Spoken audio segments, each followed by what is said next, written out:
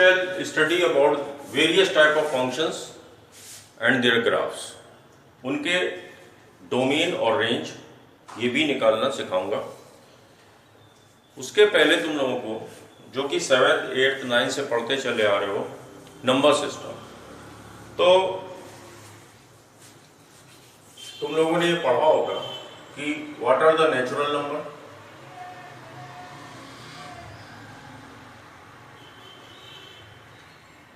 Counting number 1, 2, 3, 4, 5 up to infinity are called the natural numbers.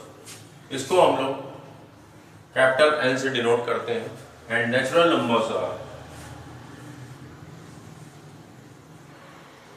ये एक set है 1, 2, 3, 4 up to infinity. Similarly whole numbers,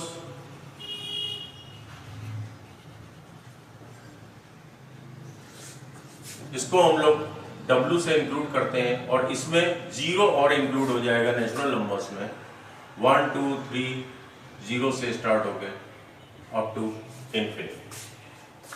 उसके बाद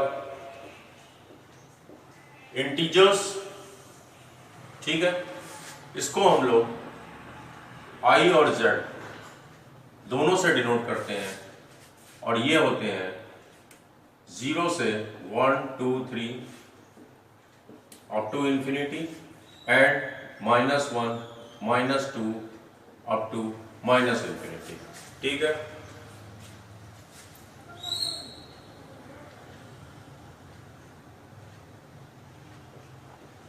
positive integers, ये सब नोट कर लेना, ठीक है। Positive integers 1, 2, 3 up to infinity. ये देखो पॉजिटिव इंटीजर्स का जो सेट है और नेचुरल नंबर्स का जो सेट है वो इक्वल सेट है, तो है इस जो नेचुरल नंबर्स हैं वही पॉजिटिव इंटीजर्स हैं, जो पॉजिटिव इंटीजर्स हैं वही नेचुरल नंबर्स हैं। निगेटिव इंटीजर्स,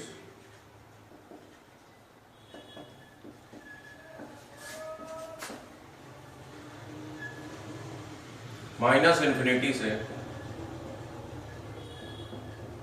ये निगेटिव इंटीजर्स। इस पे ध्यान देना, निगेटिव इंटीजर्स और non negative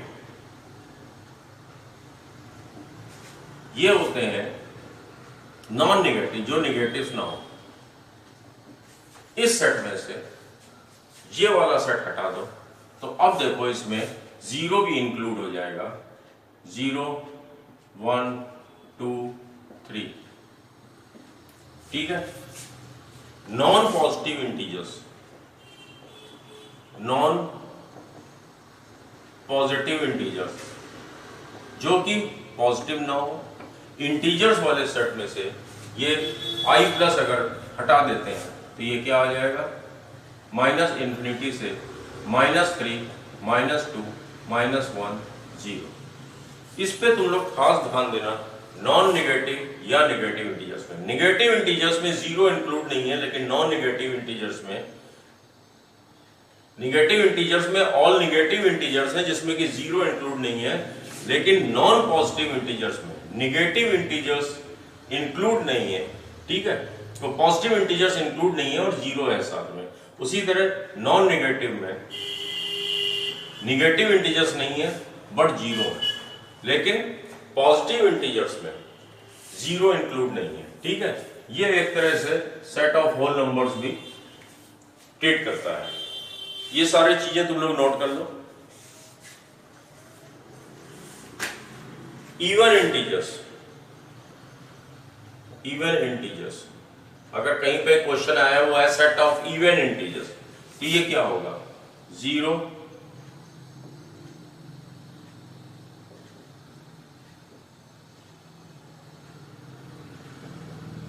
and so on.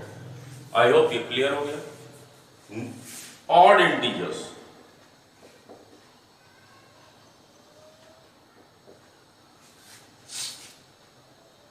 +-1, +-3, +-5 up to infinity and minus infinity. I hope इतना क्लियर हो गया। इसको नोट कर लो।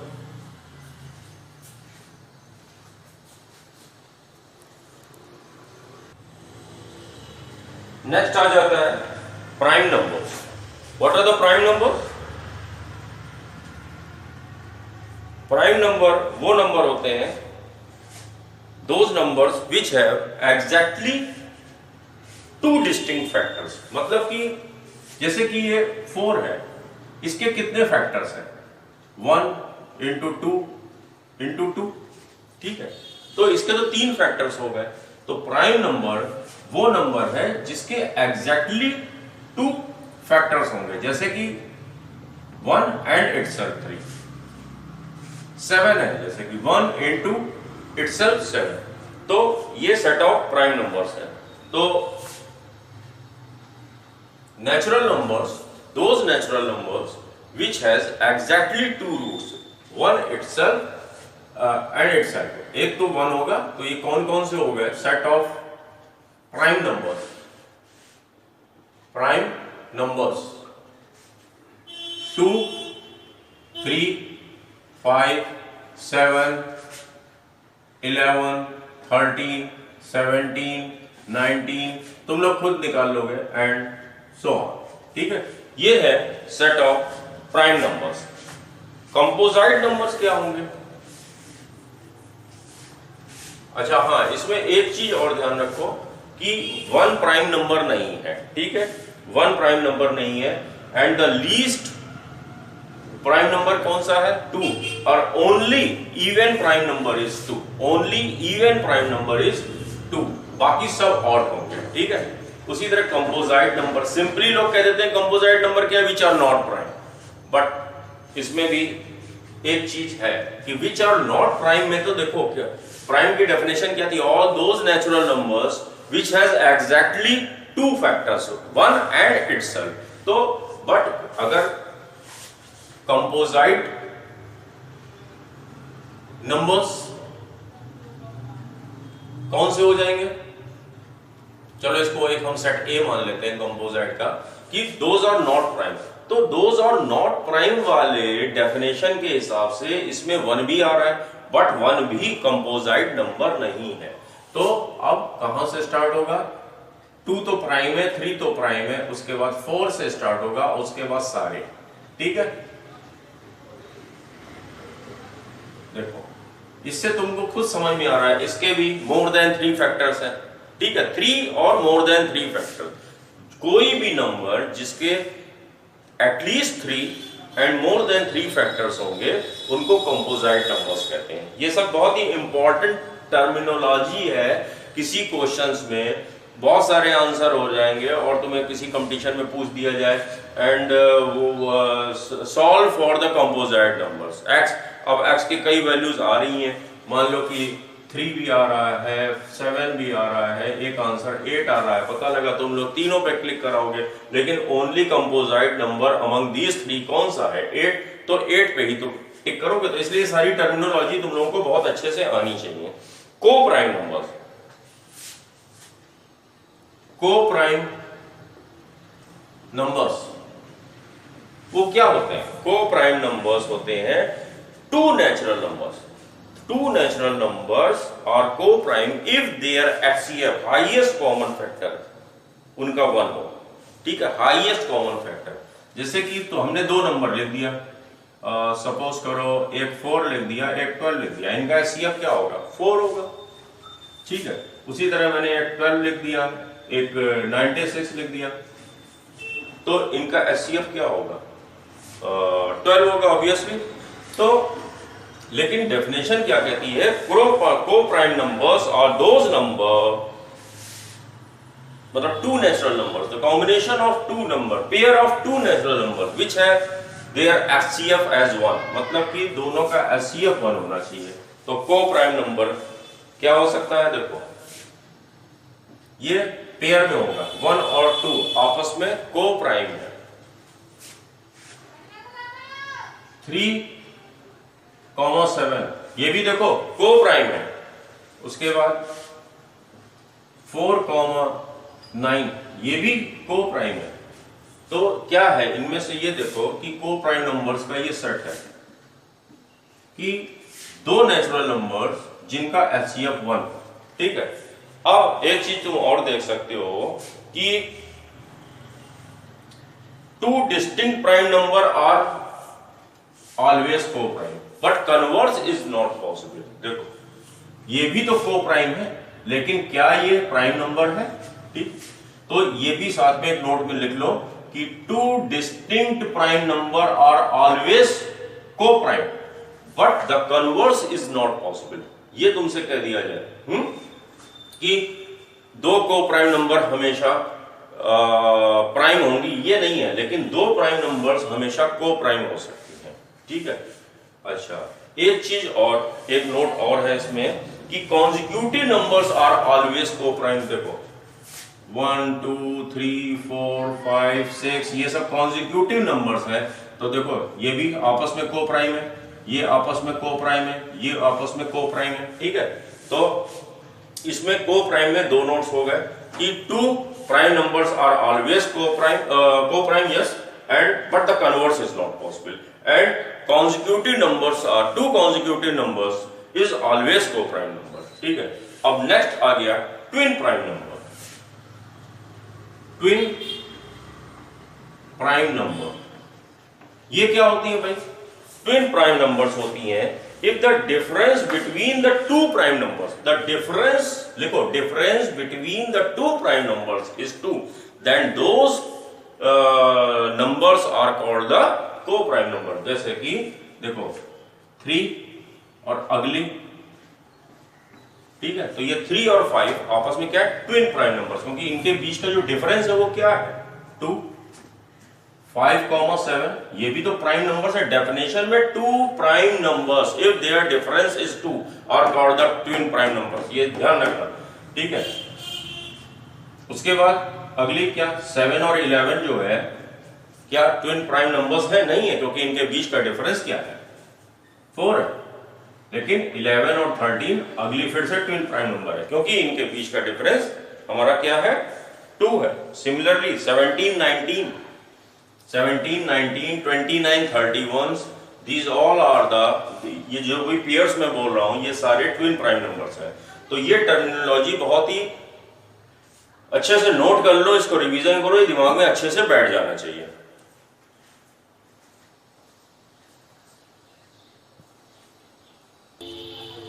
नेक्स्ट है रेशनल नंबर्स।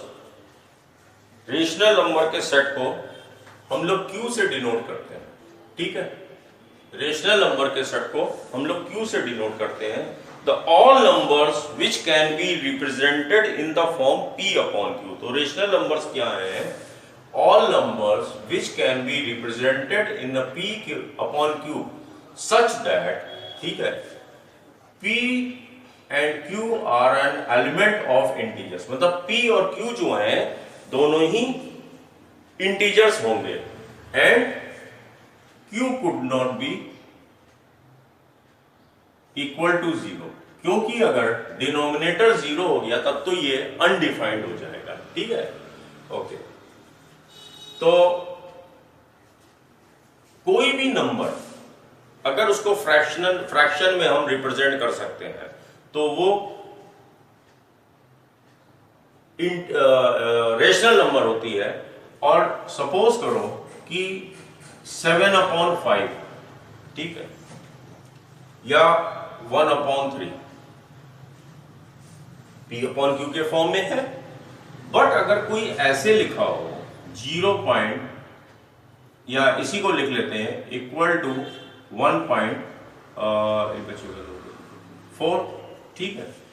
इसको क्या लिख सकते हैं? 0.3333, तो कोई भी डेसिमल, ठीक है, अगर टर्मिनेटिंग फॉर्म में लिखा हो कि मतलब 1.4 या 1.375 या 1.42, मतलब ये टर्मिनेट हो गया, मतलब ये डेसिमल जो है, डेसिमल के बाद वाली डिजिट जो है रुक गई, उसके आगे अब फर्दर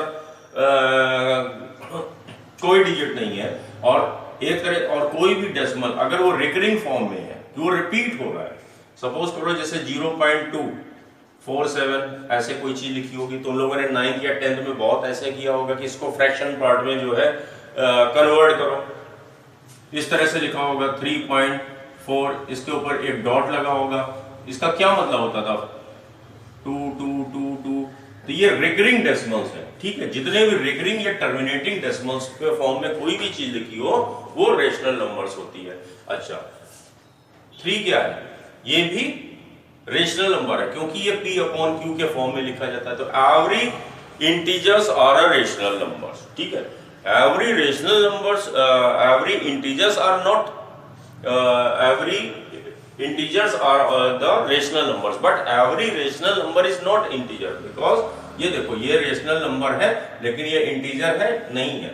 लेकिन इंटीजर जैसे कि ये -7 है, ठीक है, तो इसको ऐसे लिख सकते हैं ना -7 अपॉन 1। तो ये क्या है? ये भी रेशनल नंबर्स है।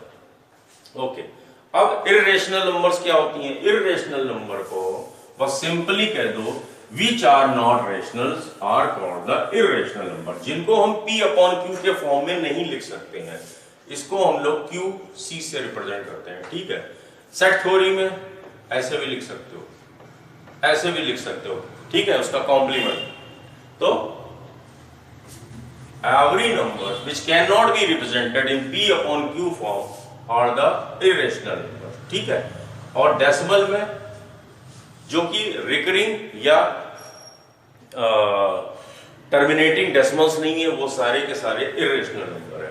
तो अब जैसे कि √2, √3, √5, ये सब 9 10 में तुम लोगों ने रेशनल इर्रेशनल वाले चैप्टर्स में पढ़ा होगा, ठीक है। √6, √11 जितने भी हैं ये सब इर्रेशनल्स है रूट के अंदर। अच्छा, अब देखो एक होता है पाई जो तुम लोगों ने पढ़ा होगा 22/7 या 3.14 एक्चुअली नहीं होता है ये। उसके बाद इसको जब तुम लोग डिवाइड करके देखना वो 3.414 समथिंग समथिंग कुछ चलता चला जाएगा।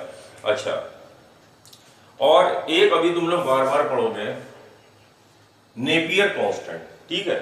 इसकी जो है अप्रॉक्सीमेट वैल्यू 2.71, ठीक है, बट ये भी जो है 2.71 एग्जैक्ट वैल्यू नहीं है, ये अप्रॉक्सीमेट वैल्यू है। ना ही ये टर्मिनेटिंग डेसिमल है और ना ही रिकरिंग है। ये कुछ रिपीट अजीब अजीब से होता रहेगा, कभी कुछ आएगा कभी कुछ आएगा। तो ये है नेपियर्स कांस्टेंट, ठीक है। ये है पाई जिससे कि तुम लोग बहुत अच्छे से फैमिलियर हो। और अब हम लोगों ने जो लास्ट चैप्टर अभी पढ़ा था कॉम्प्लेक्स नंबर, अब इस कॉम्प्लेक्स नंबर में कभी एक सेट है जो कि a+ib फॉर्म में होता है, ठीक है, बहुत अच्छे से पढ़ चुके हो। एंड जब तुम लोगों ने कहा देखा कि जब इसका इमेजिनरी पार्ट 0 होता है तो वो प्योरली रियल होती है, तो इसलिए every real number is a complex number, ये तुम लोग पढ़ चुके हो। तो अब देखो हम लोगों ने शुरुआत कहां से की थी? हम लोगों ने शुरुआत आज नंबर सिस्टम में की थी नेचुरल नंबर, ठीक है, ठीक, is a proper subset of whole numbers. Proper subset क्या होता है कि अगर कोई एक सेट है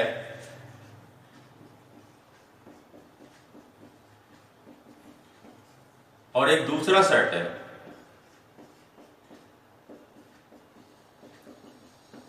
ये वाला सेट इसका प्रॉपर सबसेट तभी होगा कि जब इसके सारे एलिमेंट इसमें हो और इस वाले एलिमेंट में एटलीस्ट 1 एक्स्ट्रा एलिमेंट हो, एटलीस्ट 1, उसके बाद इनफाइनाइट तक एक्स्ट्रा हो सकते हैं। तो देखो इसके सारे एलिमेंट्स तो इसमें हैं और एक एक्स्ट्रा एलिमेंट इसमें है, तो ये क्या हो जाएगा?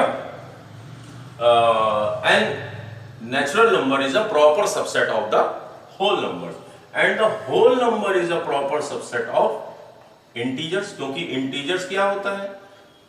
-∞ से लेके -3, -2, -1, 0, 1, 2, 3 अप टू पॉजिटिव इंफिनिटी। देखो इसमें जितने भी एलिमेंट हैं वो इसमें भी हैं, ठीक है, बट इसमें इतने सारे इनफाइनाइट एलिमेंट्स एक्स्ट्रा आ गए। दैट मीन्स कि this is the proper element of the. अगर ये इसका प्रॉपर सबसेट है और ये जो है W इसका प्रॉपर सबसेट है, तो obviously N will be the proper subset of I, ठीक है। अच्छा, अभी अभी इसके पहले हम ये पढ़ा था कि P अपॉन Q के फॉर्म, ठीक है, और every integer is a rational number, क्योंकि ये this upon one, this upon one, this upon one के फॉर्म में लिखा जा सकता है। तो every integers is the rational number. तो all integers are the proper subset of the, ठीक है, rational numbers. And rational numbers union irrational numbers, ठीक है। अब एक ऐसा सेट हमने बनाया है जो रेशनल नंबर्स और इर्रेशनल नंबर्स का यूनियन है, मतलब कि वो सेट में ये दोनों ही टाइप के एलिमेंट्स इंक्लूड है, सब रेशनल भी और इर्रेशनल भी। वो सारे के सारे क्या कहलाते हैं? Real number. तो rational number is a proper subset of all real numbers, और every real numbers is a complex number whose imaginary part is zero। तो real numbers are the proper subset of the all complex numbers। तो complex number का जो set है वो super set कहलाता है, ठीक है। तो ये भी एक नोट कर लो तुम लोग, ठीक। Natural number is a proper subset of W, W is a proper subset of I is a proper subset of rational number is a proper subset of R, and every numbers are the proper subset of the complex number, ठीक है। तो अब इसके बाद हम तुम लोगों को डोमेन और रेंज क्या होता है यह बताता हूं। डोमेन क्या होता है? All acceptable values of variable x। क्या मतलब हुआ इसका?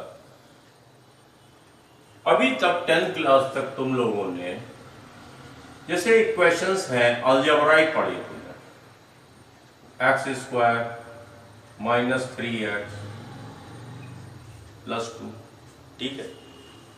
अच्छा, वैसे हम इसका काफी आइडिया तुम लोगों को दे चुके हैं इनइक्वालिटी वाले दोनों क्लासेस में, और क्वाड्रेटिक इक्वेशंस में भी काफी तुम लोगों को इसकी हिंट मिली होगी कि अब जैसे कि कोई ये एक हमारी equation y is equal to x² minus 3x plus 2, इसका ग्राफ तुम लोग बना लोगे बड़े अच्छे से, क्वाड्रेटिक वाले क्लासेस में मैंने तुम लोग को बताया।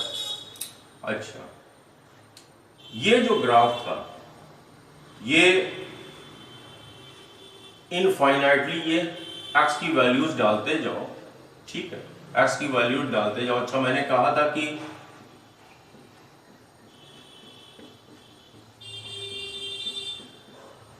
x minus 2 minus 1 x minus 2 इस तरह से फैक्टराइज कर लो, ठीक है, ठीक।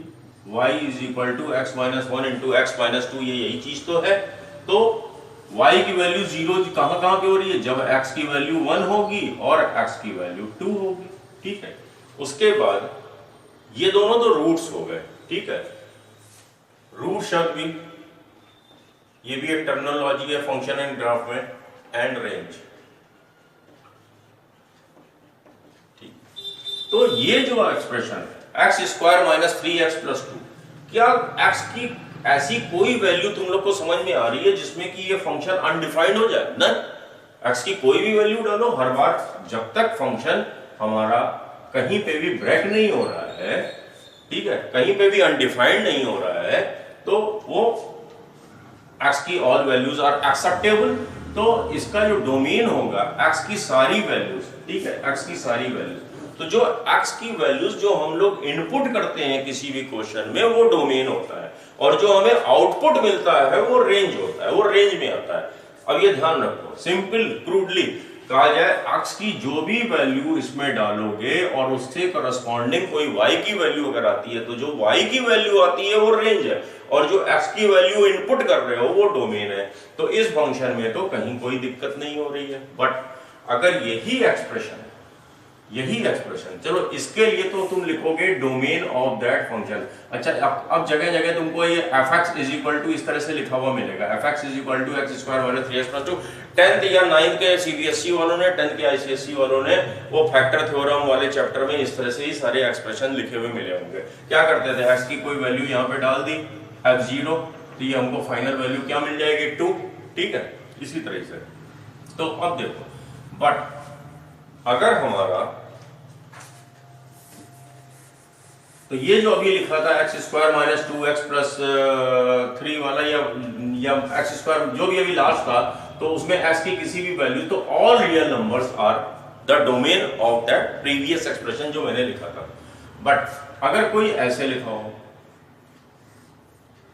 X square minus 3x plus 2, ठीक है, देखो ये भी उसमें तुमको बता चुका हूं, जो वेवी कर्व मेथड मैंने बताया था, x square minus 2x minus x plus 2, x common लिया x माइनस 2 माइनस 1 कॉमन लिया x माइनस 2, तो ये फाइनली हम लोग इसको, ये जो हमारा गिवन फंक्शन था उसको हम कैसे लिख सकते हैं, x minus 1 into x minus 2।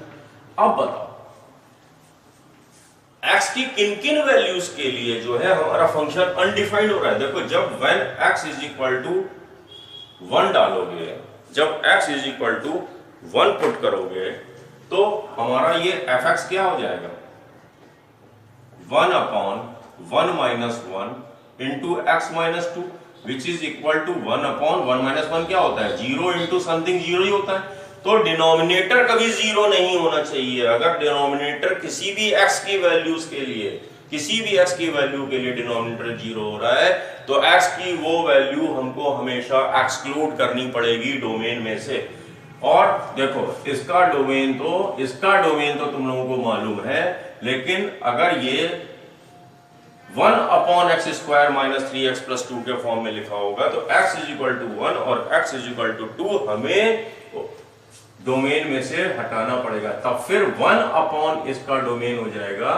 ये दो एलिमेंट्स 1, 2 हमको एक्सक्लूड करने पड़ेंगे, ठीक है, 1, 2 हमको एक्सक्लूड करने पड़ेंगे।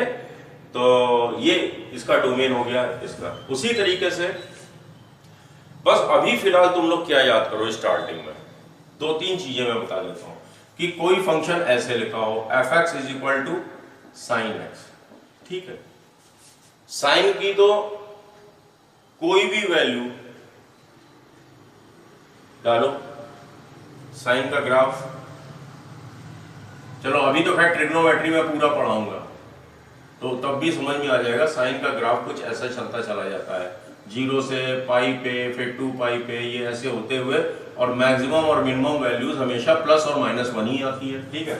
अब क्योंकि ये एक्स एक्सिस के अलोंग थ्रू आउट कॉन्टिन्यूअसली ये ग्राफ चलता चला जा रहा है, तो साइन एक्स का जो है हमारा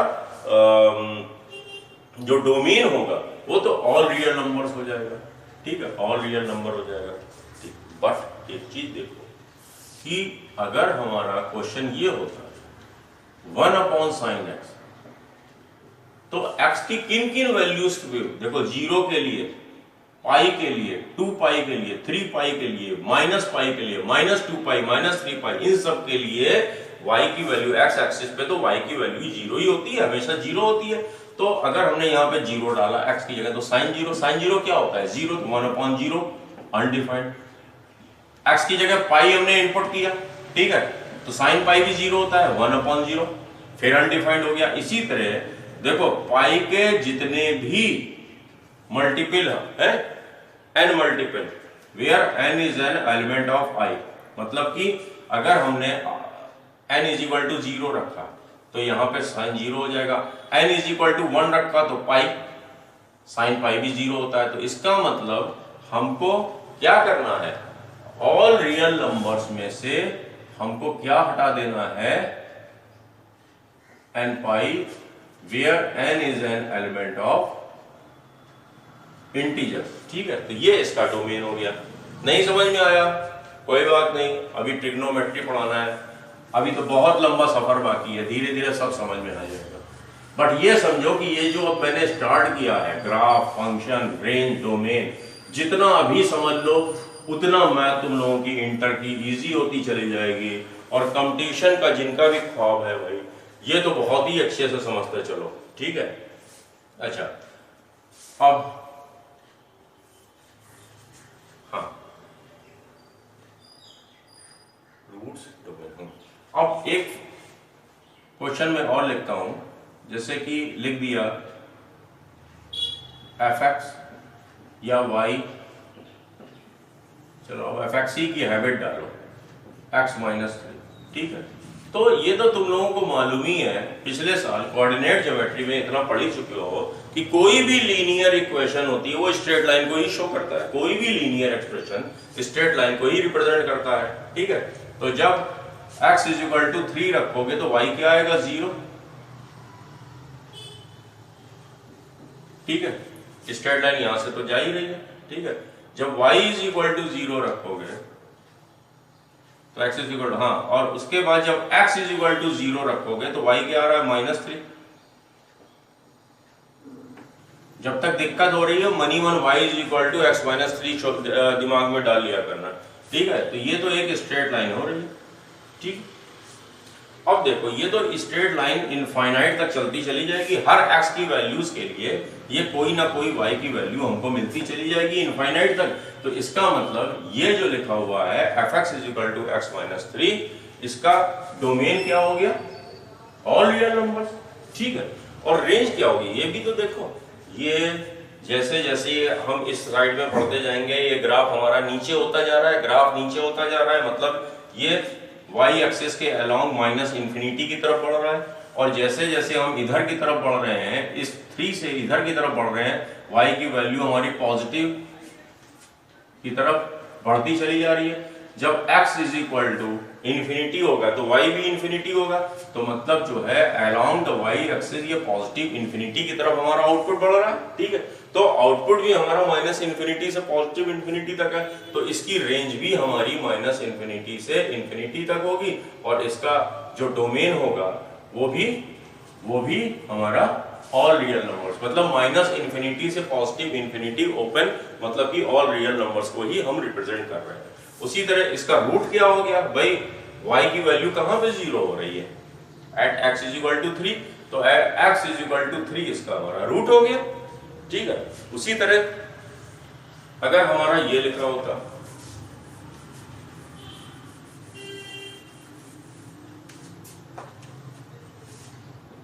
fx is equal to 1 upon x minus 3, तो भाई देखो डिनोमिनेटर x की किस वैल्यू के लिए हमारा 0 हो रहा है, x इज इक्वल टू 3 की वजह से, मतलब x जब हमारा 3 हो रहा है तब हमारा फंक्शन डिस्टर्ब हो रहा है, मतलब अनडिफाइंड हो रहा है।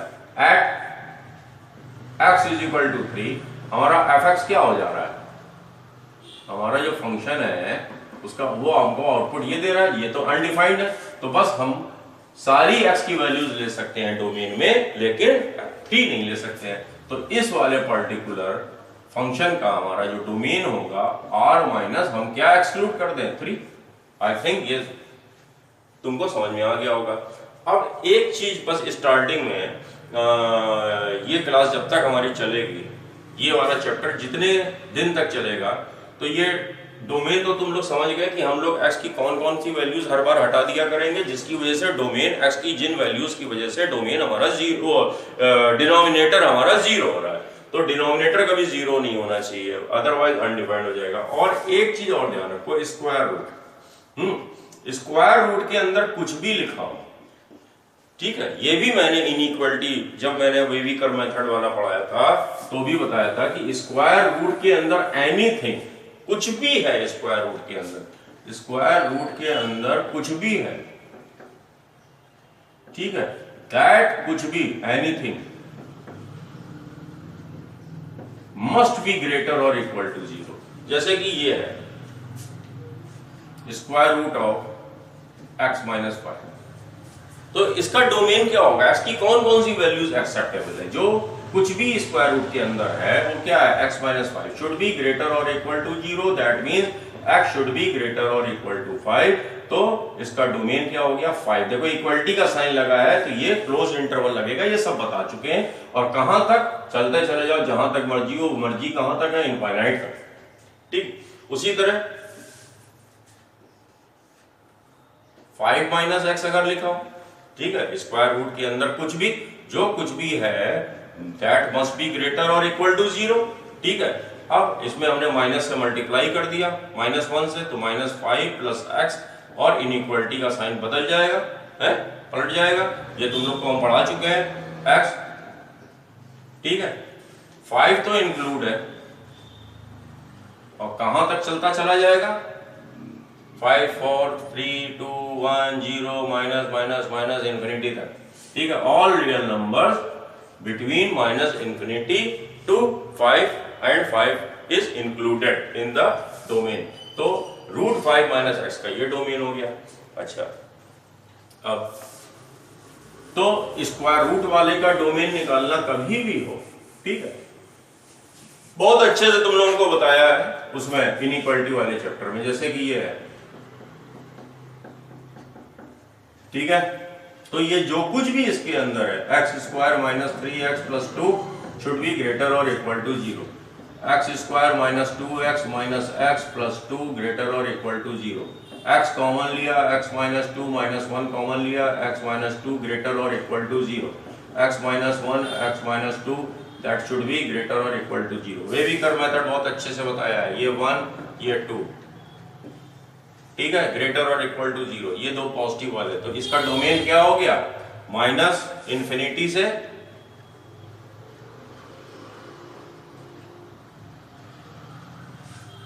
ठीक यूनियन 2 से इन्फिनिटी।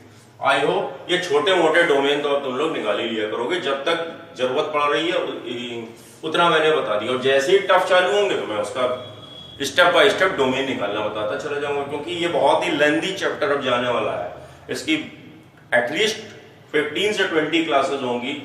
ये चैप्टर जो मैं पढ़ाने जा रहा हूं, अगर तुम लोगों को क्लियर हो गया तो कैलकुलस तो अच्छे से समझ में आएगी आएगी। ये चैप्टर नहीं समझ में आया तो ये समझ लो कि कैलकुलस में रट्टा मार वाली कहानी तुम लोग को करनी पड़ेगी। और without function and graph, range, domain, roots, asymptotes, ये सब कुछ वर्ड्स आएंगे, ये सब मैं स्टेप बाय स्टेप समझाता जाऊंगा। कंपटीशन के तो ख्वाब देखना ही नहीं अगर ये चैप्टर तुम लोगों ने मिस कर दिया, ठीक है। और अब ग्राफ बनाना भी सिखाऊंगा और साथ साथ में डोमेन, रूट, रेंज, ये सब बताता हुआ चलूंगा स्टेप बाय स्टेप। और जितने भी ग्राफ बताऊंगा उसको तुम लोग एक कॉपी में नोट्स बनाते हुए चलोगे, और ग्राफ सारे रट जाने चाहिए। ओके।